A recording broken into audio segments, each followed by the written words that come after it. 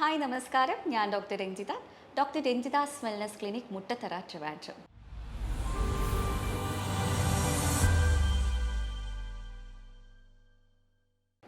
ഇന്ന് നമുക്ക് depression, stress, mood swings, അമിത ചിന്ത തുടങ്ങിയവയെക്കുറിച്ച് നോക്കാം. പ്രായമായവരിലും കുട്ടികളിലും വളരെയധികം ബുദ്ധിമുട്ടുണ്ടാക്കുന്ന, അല്ലെങ്കിൽ അവർ ഒരുപാട് ഫേസ് ചെയ്യുന്ന ഒരു വലിയ ബുദ്ധിമുട്ടാണ് ഈ ഡിപ്രഷൻ, മൂഡ് സ്വിങ്സ്, അമിത ചിന്ത തുടങ്ങിയവ.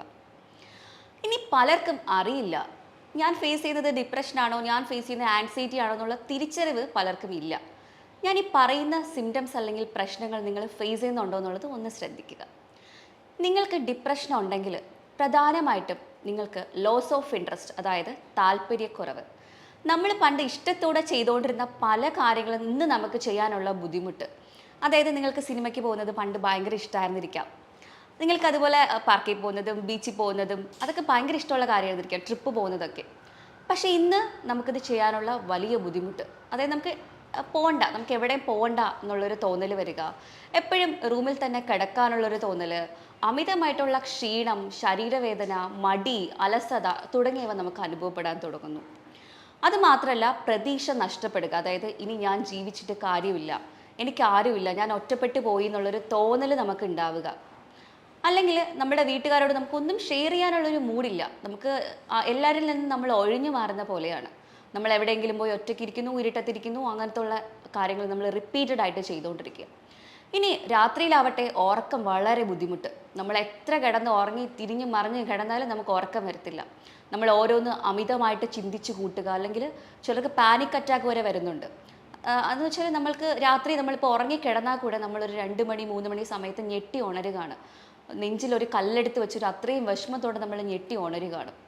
അതുമാത്രമല്ല, ചിലർക്കാവട്ടെ അമിതമായിട്ടുള്ള വിശപ്പ് കൂടുതലായിരിക്കും. ചിലർക്ക് വിശപ്പ് തീരെ ഉണ്ടാവില്ല, ചിലർക്ക് വിശപ്പ് ഭയങ്കര കൂടുതലായിരിക്കും. ചിലർക്കാവട്ടെ അമിതമായിട്ടുള്ള ഉറക്കം കൂടുതലായിരിക്കും. അതായത് അവർക്ക് എപ്പോഴും കിടക്കണം, അവരെപ്പോഴും കിടന്ന് ഉറങ്ങിക്കൊണ്ടിരിക്കും.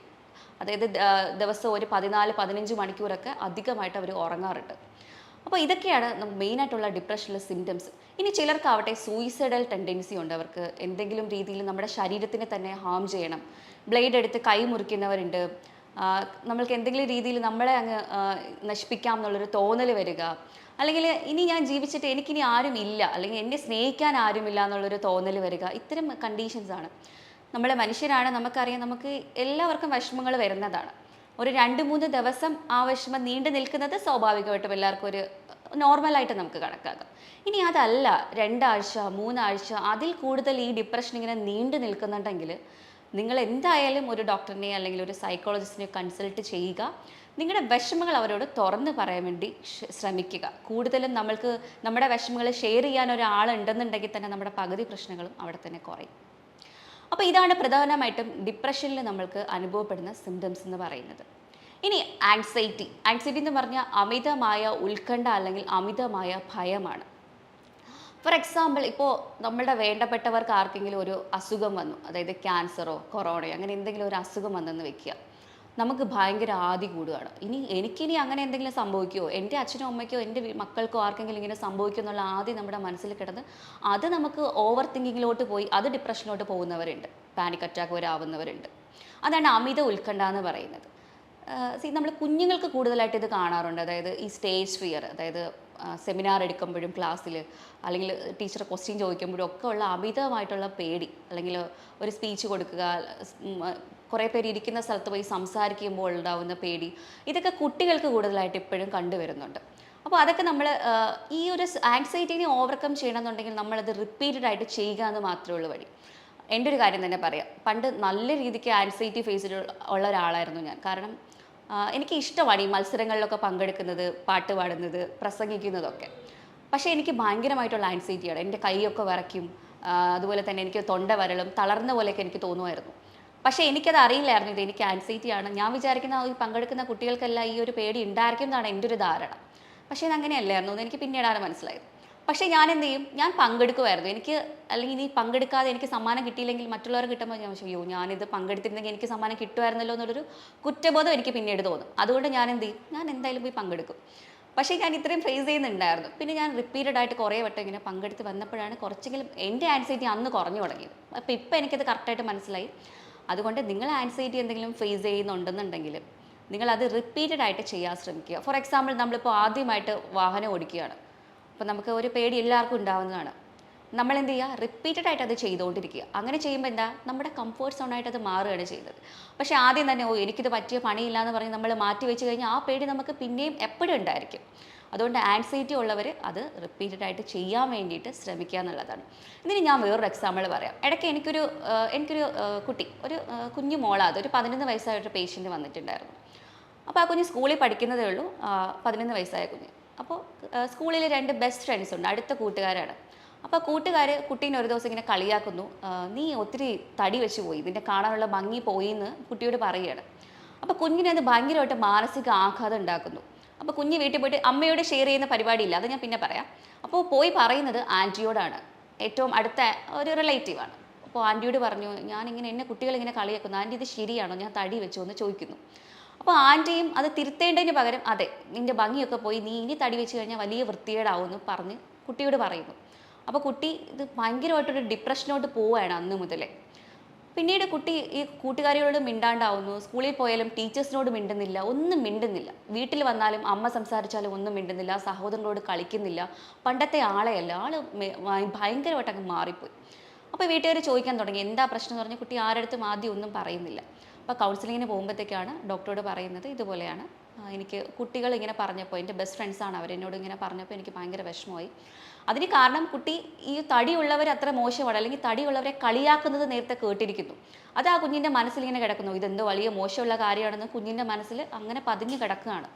അതുകൊണ്ടിട്ടാണ് ആ കുഞ്ഞ് അത്രയ്ക്ക് പേടിച്ചിട്ട്, അതിന് ഭയങ്കര പേടിയാണ്. അപ്പം ഞാൻ ചോദിച്ചു എന്താണ് ഇപ്പം എങ്ങനെയാണ് കുട്ടി? അപ്പം പറയുന്നു ഭക്ഷണം വീട്ടിൽ നിന്ന് ഭക്ഷണം കഴിക്കുന്നില്ല, 2 മാസം ആവുന്നു വീട്ടിൽ നിന്ന് അരിയാഹാരം എന്തെങ്കിലും കഴിച്ചിട്ട്. കുഞ്ഞിങ്ങനെ ഗൂഗിളൊക്കെ നോക്കി അതിനെയൊക്കെ സെർച്ച് ചെയ്ത് നോക്കിയിട്ട് ഫ്രൂട്ട്സും പാലും മാത്രമാണ് വീട്ടിൽ നിന്ന് കഴിക്കുന്നത്. അപ്പോൾ ആ കുട്ടിയുടെ അമ്മ വന്ന് കരഞ്ഞ് പറയാം, ഡോക്ടർ എങ്ങനെയെങ്കിലും ഒരു പിടി ചോറ് അവൾ കഴിച്ചെങ്കിൽ മതി എന്നുള്ള രീതിയിൽ എന്നോട് സംസാരിക്കുകയാണ്.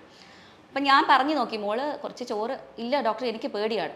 കുട്ടി എന്നോട് സംസാരിച്ച ആ ഒരു കാര്യമാണ് ആദ്യം, എനിക്ക് പേടിയാണ്, എന്നെ ഇങ്ങനെ നിർബന്ധിക്കേണ്ട, എനിക്ക് ചോറ് കഴിക്കാൻ പറ്റില്ല. പക്ഷേ ഈ കുട്ടി അണ്ടർ വെയിറ്റിലോട്ട് പോയി, ഇപ്പോൾ 10 കിലോ വരെ വെയിറ്റ് ഇപ്പോൾ റെഡ്യൂസ് ആയിപ്പോയി. അപ്പോൾ നമ്മൾ പറഞ്ഞു മോളെ വെയിറ്റ് ലോസ് ആയി, ഇത്രയും വെയിറ്റ് ഇങ്ങനെ റെഡ്യൂസ് ആയാൽ പറ്റില്ല മോളെ, അണ്ടർ വെയിറ്റ് ആണെന്ന് പറഞ്ഞിട്ട് കുട്ടി അത് അക്സെപ്റ്റ് ചെയ്യാൻ റെഡിയല്ല. അപ്പോൾ നമ്മൾ പറഞ്ഞു, കുട്ടികളുടെ വേറെ റിലേറ്റീവ്സ് പറഞ്ഞത് ഒരു കാര്യം ചെയ്യും, സ്കൂൾ മാറ്റ്, ക്ലാസ് മാറ്റ്, ആ കുട്ടികളോട് ഇനി ഇരിക്കണ്ടെന്ന് പറഞ്ഞു. പക്ഷേ അങ്ങനെ നമ്മൾ അത് അഡ്വൈസ് ചെയ്ത് കഴിഞ്ഞാൽ അത് കുട്ടിക്ക് തന്നെയാണ് ഭാവിയിൽ ദോഷം വരിക. കാരണം ഇതുപോലെ ഒരുപാട് ഫേസ് ചെയ്യേണ്ടി വരും, നമ്മൾക്ക് പലയിടത്തും പോകേണ്ടി വരും, പലതും കേൾക്കേണ്ടി വരും. അങ്ങനെ കേട്ട് കഴിഞ്ഞാൽ വീണ്ടും കുട്ടി ഡെസ്പാവും. അപ്പോൾ അതിന് പകരം അവിടെ നിന്ന് സർവൈവ് ചെയ്ത് നമ്മൾക്ക് വീട്ടുകാർ തന്നെ പഠിപ്പിക്കേണ്ട ഒരു കാര്യം എന്ന് പറഞ്ഞാൽ കുട്ടികളുടെ ബോൾഡാക്കി വളർത്താൻ വേണ്ടി ശ്രമിക്കുക എന്നുള്ളത് വളരെ വളരെ ഇമ്പോർട്ടൻ്റ് ആയിട്ടുള്ളൊരു കാര്യമാണ്. നോ പറയേണ്ടടുത്ത് നോ പറയുക. നമുക്ക് ഈ എന്താ പറയുക, സൊസൈറ്റിയിൽ നമുക്ക് എന്തും സംസാരിക്കാനുള്ള റൈറ്റ്സ് ഉണ്ട്, നമുക്ക് സ്വാതന്ത്ര്യമുണ്ട്. അപ്പോൾ നോ പറയേണ്ടടുത്ത് കുട്ടി നോ തന്നെ പറഞ്ഞ് നിങ്ങൾ വീട്ടുകാർ കുട്ടികളെ കുഞ്ഞിലെ തന്നെ പഠിപ്പിക്കാൻ വേണ്ടി ശ്രമിക്കുക. മറ്റുള്ളവർ നമ്മുടെ ജീവിതത്തിൽ കയറി തലയിടാനുള്ള ഒരു കാര്യം നമ്മളത് ഉണ്ടാക്കി കൊടുക്കണ്ട, അതിനുള്ള കാര്യമില്ല. നമ്മുടെ ജീവിതം നമ്മൾ തന്നെയാണ് നോക്കേണ്ടത്. ഇൻഡിപെൻഡൻ്റ് ആയിട്ട് കുട്ടികളെ വളർത്താൻ വേണ്ടിയിട്ട് പാരൻസ് മാക്സിമം വീട്ടിൽ നിന്ന് അവർക്ക് അഡ്വൈസ് കൊടുക്കേണ്ടത് വളരെ വളരെ ഇമ്പോർട്ടൻ്റ് ആണ്. സ്കൂളിൽ നിന്ന് കുട്ടി വരുമ്പോൾ കുട്ടിയോട് സംസാരിക്കുക, ഇന്ന് എങ്ങനെ ഉണ്ടായിരുന്നു, ഫ്രണ്ട്സിനെ കുറിച്ച് ചോദിക്കുക, ടീച്ചേഴ്സിനെ കുറിച്ച് ചോദിക്കുക. ഈ കാര്യങ്ങളൊക്കെ നമ്മൾ കുട്ടികളോട് എപ്പോഴും ഡിസ്കസ് ചെയ്യാൻ വേണ്ടിയിട്ട് പരമാവധി ശ്രമിക്കേണ്ടത് വളരെ വളരെ അത്യാവശ്യമുള്ളൊരു കാര്യമാണ്. അപ്പോൾ അതാണ് ആൻസൈറ്റി. ഇനി നമുക്ക് ഓവർ ചിന്ത അല്ലെങ്കിൽ അമിത ചിന്തയെക്കുറിച്ച് നോക്കിയാലോ. കൂടുതലും സ്ത്രീകൾക്കും പ്രായമായവരിലുമാണ് ഈ ഒരു പ്രശ്നം കണ്ടുവരുന്നത്.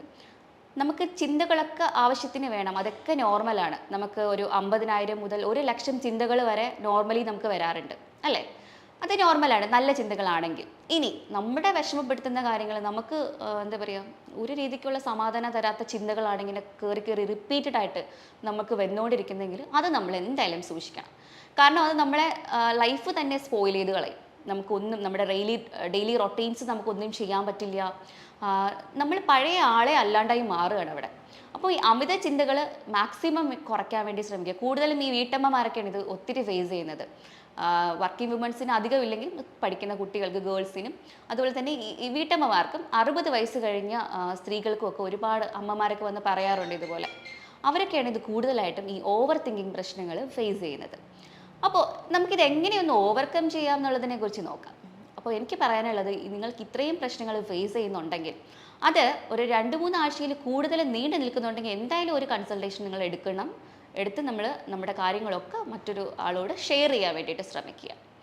പിന്നെ ഇടയ്ക്കിടയ്ക്ക് നമ്മൾക്ക് ഇതിങ്ങനെ ബുദ്ധിമുട്ടുണ്ടാക്കുന്നുണ്ട്, നമ്മുടെ ഡെയിലി റൊട്ടീനെയൊക്കെ അവതാളത്തിലാക്കുന്നുണ്ടെങ്കിൽ നമുക്ക് വീട്ടിൽ ചെയ്യാൻ പറ്റിയ കുറച്ച് ഞാൻ ടിപ്സുകൾ പോലെ ഞാൻ പറഞ്ഞുതരാം. പ്രധാനമായിട്ട് ഒരെണ്ണം എന്ന് പറയുന്നത് ബ്രീത്തിങ് ടെക്നിക്സ് ആണ്. പ്രാണായാമാസം എന്ന് പറയും. ഈ പ്രാണായാമാസ് നമ്മൾ റെഗുലറായിട്ട് പ്രാക്ടീസ് ചെയ്യുവാണെങ്കിൽ നമുക്ക് ഒരു പരിധി വരെ സ്ട്രെസ്സിനെ കൺട്രോൾ ചെയ്യാൻ സാധിക്കുന്നതാണ്. പ്രാണായാമാസിൽ ഏറ്റവും പ്രധാനമായിട്ട് പറയാനുള്ള ഒരെണ്ണം നാഡീശുദ്ധി പ്രാണായാമം എന്ന് പറയുന്ന ഒരു പ്രാണായാമമാണ്. സെക്കൻഡ് വൺ എന്ന് പറയുമ്പോൾ ശീതലി പ്രാണായാമം. ഇതൊക്കെ നിങ്ങൾക്ക് ഗൂഗിൾ നോക്കിയാലോ യൂട്യൂബ് നോക്കിയാലോ ഇതിൻ്റെ പ്രൊസീജിയർ കിട്ടും. അത് നമുക്ക് ചെയ്തെടുക്കാം. ഞാനിത് എക്സ്പ്ലെയിൻ ചെയ്ത ലെങ്തി വീഡിയോ, അതുകൊണ്ട് ഞാൻ കൂടുതലായിട്ടൊന്നും പറയുന്നില്ല. ശീതലി എന്ന് പറയുമ്പോൾ ഒന്നുമില്ല, നമ്മൾ വായിലൂടെ ശ്വാസം എടുത്തിട്ട് ഒരു 10 സെക്കൻഡ് ഹോൾഡ് ചെയ്തതിന് ശേഷം മൂക്കിലൂടെ ശ്വാസം പുറത്തേക്ക് വിടുന്ന ഒരു ടെക്നിക്കാണ്. നാഡിശുദ്ധി എന്ന് പറഞ്ഞാൽ ഒരു മൂക്കടച്ചിട്ട് ഒരു മൂക്കിലൂടെ ശ്വാസം എടുത്തിട്ട് ആ ബ്രത്ത് ഒന്ന് ഹോൾഡ് ചെയ്യണം. ഒരു 10 സെക്കൻഡ് മനസ്സിൽ കൗണ്ട് ചെയ്ത് ഹോൾഡ് ചെയ്തതിന് ശേഷം ഓപ്പോസിറ്റ് മൂക്കിലൂടെ പുറത്ത് വിടുന്നൊരു ടെക്നിക്കാണ്. അപ്പോൾ ഇത് നമ്മൾ റിപ്പീറ്റഡ് ആയിട്ടൊരു 10 മുതൽ 20 വട്ടം വരെ ഡെയിലി പ്രാക്ടീസ് ചെയ്യാൻ വേണ്ടി ശ്രമിക്കുക. എനിക്കറിയാം നമുക്ക് ആദ്യമൊക്കെ വലിയ ബുദ്ധിമുട്ടായിരിക്കും, നമുക്ക് ഒന്നും ചെയ്യാനുള്ള മൂഡ് ഉണ്ടാവില്ല. പക്ഷേ നമ്മൾ മനസ്സ് കൈവിടാൻ പാടില്ല. നമ്മൾ തന്നെ അതൊരു പ്രതിജ്ഞ പോലെ എടുത്തതിന് ശേഷം നമ്മളങ്ങ് ഇറങ്ങുക, നമ്മൾ ചെയ്യണം ഡെയിലി എന്തായാലും. അപ്പോൾ അങ്ങനെ നമ്മളൊരു 5 വട്ടമായാലും ആദ്യം മതി സ്റ്റാർട്ടിങ്ങിൽ. പിന്നെ ആകുമ്പോൾ നമ്മൾ തന്നെ അതിൻ്റെ ഡ്യൂറേഷൻ കൂട്ടി കൊണ്ടുവന്നോളും. അപ്പോൾ അതാണ് ബ്രീത്തിങ് ടെക്നിക്കിൽ പെട്ടെന്ന് എനിക്ക് പറയാനുള്ളത്. പിന്നെ ഒരു കാര്യം വെച്ചാൽ പ്രോഗ്രസീവ് മസിൽ റിലാക്സേഷൻ ടെക്നിക്കാണ്.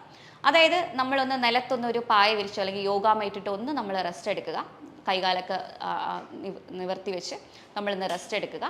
അതിനുശേഷം നമ്മുടെ ഓരോ പാർട്സും, അതായത് കൈ മുതൽ കാല്, തല, അത് ഫുള്ള് നമ്മൾ കോൺട്രാക്ട് ചെയ്യുക. നമ്മുടെ മസിൽസിന് നമ്മൾ ഇതുപോലെ കോൺട്രാക്ട് ചെയ്യണം.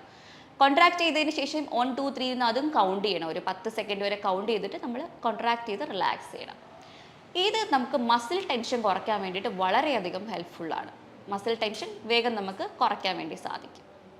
ഇനി നിങ്ങൾക്ക് അമിതമായിട്ടുള്ള സ്ട്രെസ്സ്, പെട്ടെന്ന് നമുക്ക് ഭയങ്കരമായിട്ടുള്ള സ്ട്രെസ്സ് വരികയാണ്. അപ്പോൾ നമുക്ക് പെട്ടെന്ന് ഈ മൈൻഡിനെ ഡിവേർട്ട് ചെയ്യണം. അതിന് നമ്മൾ എന്താ ചെയ്യുക? പെട്ടെന്ന് പോയിട്ടൊരു കോൾഡ് വാട്ടർ അല്ലെങ്കിൽ ഐസ് വാട്ടറിൽ നമ്മൾ ഫേസിനെ ഒന്ന് വാഷ് ചെയ്യുക. അങ്ങനെ നമ്മൾ ചെയ്യുമ്പോഴത്തേക്ക് ഓക്സിജൻ സർക്കുലേഷൻ ശരീരത്തിൽ കൂടാൻ വേണ്ടിയിട്ട് ഇത് ഹെൽപ്പ് ചെയ്യും. അല്ലെങ്കിൽ ഒരു ബ്രീത്തിങ് ടെക്നിക്ക് നോക്കാം. നമുക്കറിയാം നമ്മൾ സ്ട്രെസ് അധികമായിട്ട് വരുമ്പോൾ കാർബൺ ഡൈ ഓക്സൈഡ് ശരീരത്തിൽ ഫില്ലാവും. അപ്പോൾ അതിനെ പുറത്ത് കളയാൻ വേണ്ടിയിട്ട് നമ്മൾ ഡീപ്പ് ഇൻഹലേഷൻ നമ്മുടെ മൂക്കിലൂടെ എടുത്തിട്ട് വായിലൂടെ നമ്മളത് പുറത്തേക്ക് വിടുക. അതായത് ഡീപ്പ് ഇൻഹലേഷൻ നമ്മൾ മൂക്കിലൂടെ എടുത്തിട്ട് വേണമെങ്കിൽ നമുക്കൊന്ന് ഹോൾഡ് ചെയ്യാം. ഒരു 10 സെക്കൻഡ് വരെ ഹോൾഡ് ചെയ്യുക. 1 2 3 എന്ന് കൗണ്ട് ചെയ്ത് 10 സെക്കൻഡ് ഹോൾഡ് ചെയ്തിട്ട് വായിലൂടെ പുറത്തേക്ക് വിടുക. ഈ ഒരു ടെക്നിക്ക് ചെയ്യുവാണെങ്കിൽ കാർബൺ ഡൈ ഓക്സൈഡ് വേഗം റിലീസായിട്ട് നമുക്ക് ഓക്സിജൻ ശരീരത്തിൽ കൂടാനായിട്ട് ഇത് ഹെൽപ്പ് ചെയ്യും. അപ്പോൾ ഈ ഒരു ടെക്നിക്സ് നിങ്ങൾ ഒന്ന് ട്രൈ ചെയ്ത് നോക്കുക. നിങ്ങൾക്ക് അമിതമായിട്ടുള്ള സ്ട്രെസ്സ് വരുമ്പോൾ ഇത് പെട്ടെന്നൊന്ന് മാറ്റിയെടുക്കാൻ വേണ്ടിയിട്ട്, മൈൻഡിനെ ഒന്ന് ഡൈവേർട്ട് ചെയ്യാൻ വേണ്ടിയിട്ട് ഇതൊന്ന് നിങ്ങൾക്ക് ശീലിച്ച് നോക്കാം. അതുപോലെ തന്നെ കുറച്ച് വൈറ്റമിൻസ് ഇതിന് വളരെ ഇമ്പോർട്ടൻ്റ് ആണ്. നിങ്ങൾക്ക് vitamin D, vitamin C, vitamin E ഒക്കെ നിങ്ങൾ പരമാവധി കഴിക്കാൻ വേണ്ടിയിട്ട് ശ്രമിക്കുക. പരമാവധി ഭക്ഷണത്തിൽ നിന്ന് കഴിക്കാൻ വേണ്ടി ശ്രമിക്കുക. അതുപോലെ തന്നെ ഇമ്പോർട്ടൻ്റ് ആണ് vitamin B12 supplement. Vitamin D ആണെങ്കിൽ അഡൽട്ട് ഡോസ് ആണെങ്കിൽ 60K ആണ്. അത് നമുക്ക് വീക്ക്ലി ഓൺസ് വെച്ചിട്ട് കഴിക്കാം. വൈറ്റമിൻ B12 ആണെങ്കിൽ ഭക്ഷണത്തിൽ കൂടെ നമുക്ക് കിട്ടുന്നത് വെച്ചാൽ നമുക്ക് ഒരുപാട് നട്ട്സ്, സീഡ്സ്, മീറ്റ്സുകൾ, ചിക്കൻ, മീൻ, മുട്ടയൊക്കെ ധാരാളം കഴിക്കുവാണെങ്കിൽ അതിൽ നിന്ന് വൈറ്റമിൻ B12 നമുക്ക് കിട്ടും. വൈറ്റമിൻ ഡി വന്നിട്ട് വെയിൽ കൊണ്ടാലാണ് നമുക്ക് കിട്ടുക. കാരണം ഇപ്പോൾ അബ്സോർപ്ഷൻ പവർ എല്ലാവർക്കും വളരെ കുറവാണ് വെയിൽ കൊണ്ടായാലും. അതുകൊണ്ട് നമുക്ക് സപ്ലിമെൻറ്റ് ഫോമിൽ എടുക്കുന്നത് കുറേ നല്ലതായിരിക്കും. കുട്ടികളാണെങ്കിൽ 2000ൻ്റെ ഡോസ് വേണമെങ്കിൽ നമുക്ക് കഴിക്കാം. അങ്ങനെ വൈറ്റമിൻ ഡെഫിഷ്യൻസീസ് വന്നു കഴിഞ്ഞാലും ഈ ഡിപ്രഷൻ കൂടാൻ അത് ഭയങ്കര ഒരു കാരണമാണ്, പ്രത്യേകിച്ച് വൈറ്റമിൻ ഡി. അതുകൊണ്ട് നിങ്ങളത് വേണമെങ്കിൽ ഒന്ന് ചെക്ക് ചെയ്തിട്ട് അതിനാവശ്യമുള്ള സപ്ലിമെൻറ്റ്സ് എടുക്കാൻ വേണ്ടിയിട്ട് ശ്രമിക്കുക. മറ്റൊരു കാര്യം എക്സസൈസ് ആണ്. നിർബന്ധമായിട്ടും നമ്മൾ ഒരു ദിവസം ഒരു 30 മിനിറ്റെങ്കിലും നമ്മൾ എക്സസൈസ് ചെയ്യാൻ വേണ്ടിയിട്ട് ശ്രമിക്കുക. 30 മുതൽ 40 മിനിറ്റ് വരെ എക്സസൈസ് നമ്മൾ സ്റ്റാർട്ടിങ്ങിൽ ചെയ്തു തുടങ്ങുക. പിന്നെ നമുക്ക് അതിൻ്റെ ഡ്യൂറേഷൻ കൂട്ടിയിട്ട് 1 മണിക്കൂർ ആ ഒരു രീതിയിൽ നമുക്ക് കൊണ്ടുപോകാം.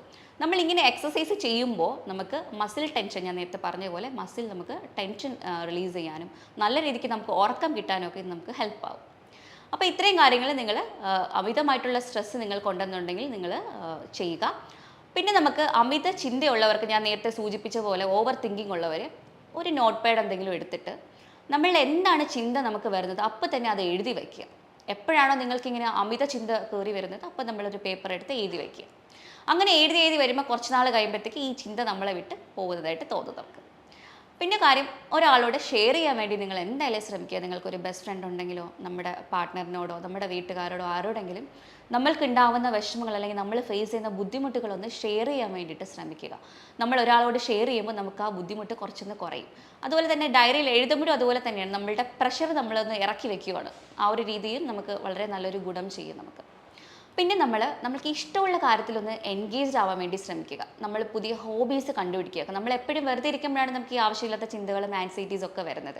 അപ്പോൾ നമ്മൾക്ക് ഇഷ്ടമുള്ള കാര്യങ്ങൾ, ചിലർക്ക് വരയ്ക്കാൻ ഇഷ്ടമായിരിക്കും, ചിലർക്ക് വായിക്കാൻ ഇഷ്ടമായിരിക്കും, ഡാൻസ് ചെയ്യാൻ, പാട്ട് കേൾക്കാൻ, മ്യൂസിക് തെറാപ്പി, ഇതൊക്കെ വളരെ നല്ലതാണ്. അപ്പോൾ ഇത്തരം കാര്യങ്ങൾ നമ്മൾ കൂടുതലായിട്ട് ചെയ്യാൻ ശ്രമിക്കുക. സ്ട്രെസ് വന്ന് കിടക്കുമ്പോൾ നമുക്കറിയാം നമുക്കിതൊക്കെ വലിയ പാടായിരിക്കും, നമുക്കൊന്നും ചെയ്യാനുള്ള ഒരു മൂഡ് ഉണ്ടാവില്ല. പക്ഷേ നമ്മൾ വേണമെന്ന് വിചാരിച്ച് നമ്മളത് ചെയ്യണം. പിന്നെ നമ്മൾ രാവിലെ എഴുന്നേറ്റ് ഒരു പേപ്പർ എടുത്തിട്ട് എഴുതണം. ഇത് എൻ്റെ ജീവിതമാണ്, എനിക്ക് നന്നായിട്ട് ജീവിക്കണം, ഇതൊക്കെ എൻ്റെ മൈൻഡിൻ്റെ പ്രശ്നം കൊണ്ടിട്ട് എനിക്ക് തോന്നുന്ന വികാരങ്ങളാണ്, ഇമോഷൻസാണ്, ഇതിനെ കൺട്രോൾ ചെയ്യാൻ എനിക്ക് സാധിക്കും എന്നുള്ളത് നിങ്ങൾ കുറച്ച് വട്ടം, ഒരു 10 വട്ടം ഡെയിലി എഴുതി നോക്കൂ. നമുക്ക് നല്ലൊരു റിലീഫ് തന്നെ കിട്ടുന്നതായിരിക്കും. ഇനി കിടന്നിട്ട് നിങ്ങൾക്ക് ഉറക്കം വരുന്നില്ല എന്നുണ്ടെങ്കിൽ ഒന്ന് പാട്ട് കേട്ടുകൊണ്ട് കിടക്കുകയോ എന്തെങ്കിലും വായിച്ചുകൊണ്ട് കിടക്കുകയോ ചെയ്യാം. സ്ക്രീൻ ടൈം മാക്സിമം കുറയ്ക്കാൻ വേണ്ടി ശ്രമിക്കുക. സാധാരണ എല്ലാവരും മൊബൈൽ കളിച്ച് അത് 2-3 മണി വരെ അങ്ങനെ അങ്ങ് പോവുകയാണ്. പക്ഷെ അത് നമ്മൾ കുറയ്ക്കണം. അതിനുവേണ്ടി നമുക്ക് എന്തെങ്കിലും മ്യൂസിക്, ഇഷ്ടമുള്ള എന്തെങ്കിലും കാര്യങ്ങൾ കേട്ടുകൊണ്ട് കിടക്കാം. പുരാണങ്ങളോ കഥകളോ അങ്ങനെ എന്തെങ്കിലും നമ്മൾക്ക് കേട്ട് കിടക്കുമ്പോൾ നമ്മൾക്ക് അങ്ങ് ഉറക്കം വരും.